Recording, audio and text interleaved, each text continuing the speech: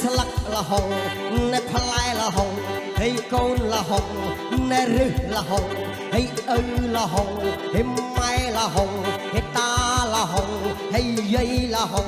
កកូលហុងបហើលហុងហើយភ្លៀលហុងហើយញោមលហុងហើយបុកលហុងដោះក្នុងប្រឹក្សាកើតជាតិណានាបងសូមប្រាថ្នាបេះលហុងក្នុងព្រៃសូមប្រាថ្នាបេះលហុងក្នុងព្រៃហើយណែបងសូមសួរសិនអូននៅក្រមុំឬអាកោមានប្តីហើយណែអូនកើតឆ្នាំអីបានជាស្រីរូបល្អដាច់គេបានជាស្រីរូបល្អដាច់គេ